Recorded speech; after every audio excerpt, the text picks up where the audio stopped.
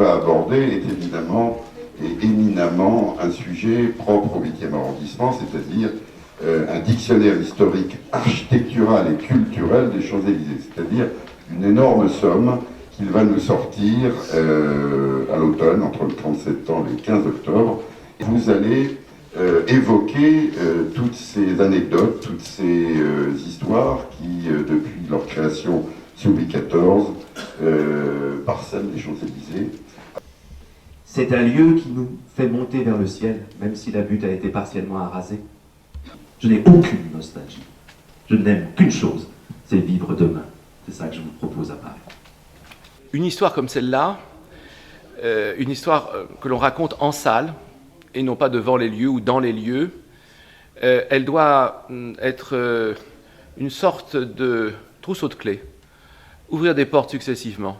J'ai senti peu à peu, comme il m'arrive assez souvent, avec mes étudiants, avec des publics divers, j'ai senti le public venir jusqu'à moi. C'est-à-dire qu'au moment où moi-même je venais jusqu'à lui, en me lâchant un peu, en étant au bord du plaisir de sourire, de rire ensemble, et voilà, et de faire des remarques qui tout d'un coup, vous savez, comme dans une scène de théâtre ou de cinéma, ou dans un livre, un poème, un roman, on dit mais au fond ça, mais je l'ai vécu, mais oui, c'est vraiment ça, c'est ça la réalité. On s'est mis à partager le pain quotidien de la réalité. D'abord, un livre sur Paris, parce que c'est mon métier d'écrire sur Paris, sur les villes, mais aussi parce que la ville ne cesse de changer.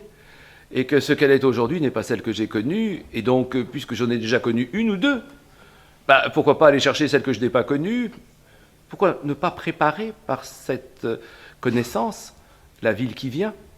Être capable de comprendre tout ce qui s'est passé permet d'accepter tout ce qui vient. Et Paris est un puits sans fond. C'est le seul que j'ai exploré tout au long de ma vie. Alors ça se justifie comme ça.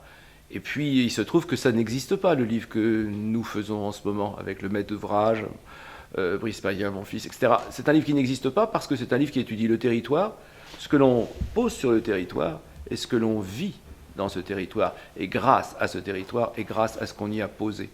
Voilà, c'est en fait résumer l'histoire d'une humanité dans un petit lieu qui s'appelle les Champs-Élysées. Et pourquoi commencer par les Champs-Élysées? Alors ça, on ne sait pas trop, sauf qu'on s'est dit les Champs-Élysées. Peut-être parce que nous-mêmes, peut-être la chanson de Jacques Dutronc, peut-être, oui, les chansons ça court dans les têtes ici, à Paris, mais aussi parce que ce nom-là, il hante tout le monde. Et puis aussi, on avait fait une petite idée dont je n'ai pas parlé ce soir, c'est qu'on a envie de faire peut-être la 5e avenue, peut-être la perspective Niewski, peut-être le Grand Canal. Quand je dis peut-être, c'est sûrement. Quand je dis quelque chose, c'est rarement une hypothèse.